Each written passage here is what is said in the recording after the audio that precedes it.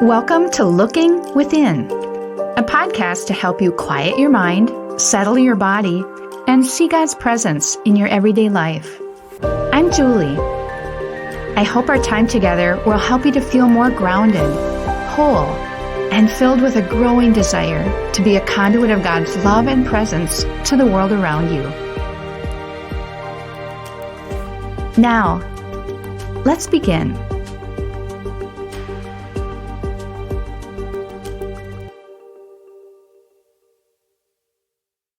Throughout his 3-year ministry, Jesus had some amazing conversations with his disciples and others. He was a master teacher and storyteller. He posed penetrating questions and used helpful metaphors and illustrations to convey all kinds of lessons about life and God. But perhaps some of his most intimate and meaningful sharing that was recorded in the Bible came on the very last night of his earthly life, when he gathered in the upper room with his disciples. In the middle of the 15th chapter of the book of John, Jesus is reflecting on how the disciples have learned from him to bear lasting fruit in the form of love for others. He's reminding them as well that he chose them to be with him. Chosen. What does it mean to be chosen by Christ? Author Henry Nouwen tells a story in which he compares each of us to the stones in a large mosaic. Thousands of little, multicolored stones make up the mosaic. The artist of the mosaic chooses each of the stones for its particular beauty. An observer can come up close to the mosaic and admire the beauty of each stone. But the magic happens when you step back away from the mosaic. Then you can see that all of the stones together reveal a beautiful picture, telling a story that none of the stones can tell by themselves.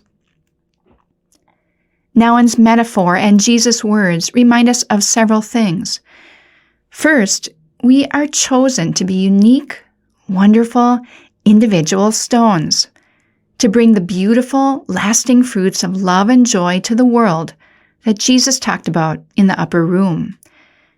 But even better, as we step back and take in the full effect of the larger picture, we are chosen to have a more collective impact in the mosaic of life. First, we can help others to see their chosenness, their beauty, their contribution to the larger mosaic. Then, as we combine our collective chosenness in community, we make God visible. We help the world to see and experience the loving presence of Christ in multifaceted and impactful ways. There are, unfortunately, potential barriers to seeing ourselves as being chosen by God. Perhaps we don't feel morally worthy of being chosen by God. Perhaps a sense of inadequacy, some basic self-rejection, can color how we view ourselves.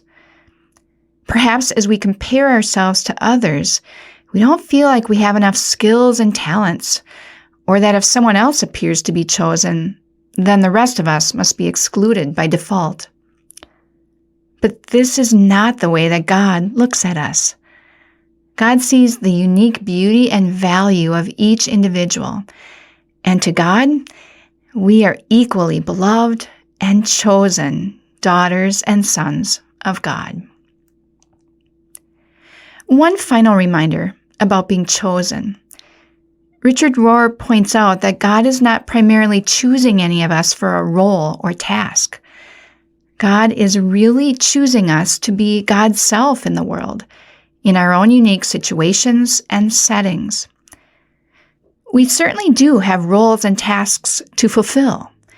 But finally, they all lead to the same place, to uniquely being the face of God, sharing divine love in a way that no one else can or will. Let's think about these things during our quiet moments together. In this quiet space and time, I'd invite you to gently close your eyes and to take a few deep breaths. In and out. In and out. Hear the sound of the bowl, calling you to look within. Let it center you. Let it awaken you to God's presence.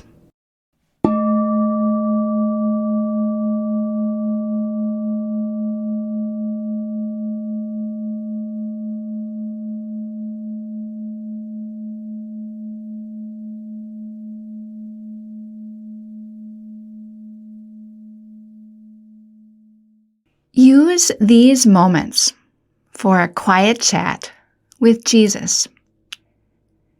If you're near an empty chair, pretend that Jesus is sitting there with you. See him looking at you with love. Hear him telling you that he's chosen you, that he needs you to offer the world your unique brand of love. I'll be back with you in about 2 minutes.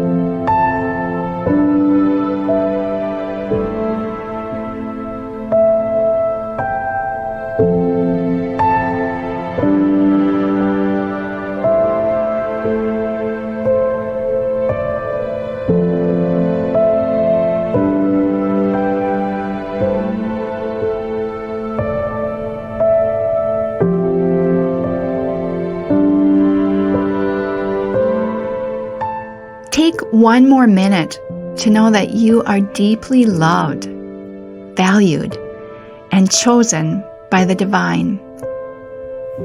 You help create the face of God for those you encounter, helping those around you to feel loved and valued.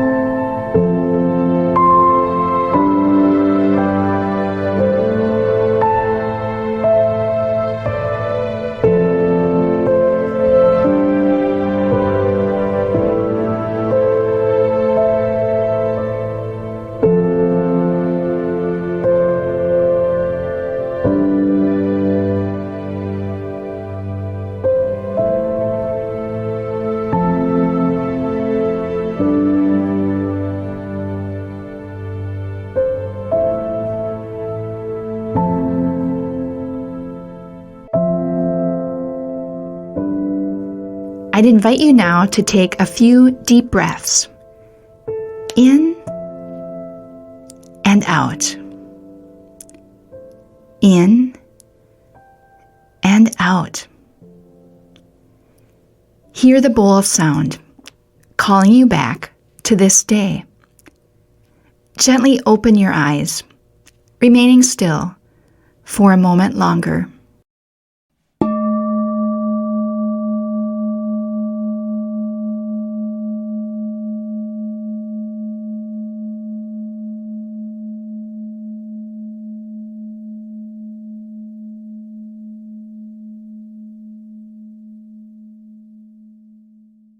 We may be humble, single stones in the large mosaic of life, but combined with all the other stones, we make up an amazing picture of the face of God. What a tremendous honor this is, giving us a purpose in life as we share and convey love and chosenness with every human being. All people, of whatever background, no matter their journey, all people are chosen and beloved of God. Be the face of God out in the world. Be divine love for others in a way that no one else can or will. Thank you for making time for your inner self today, for developing and enriching your relationship with God through reflection and discovery. Whatever you've experienced, carry that with you in the coming days. You can find more episodes at our website, Gloria-Day, that's DEI.com/lookingwithin-podcast, or subscribe through your favorite podcast app. If you know of someone who might enjoy and benefit from this podcast, share it with them.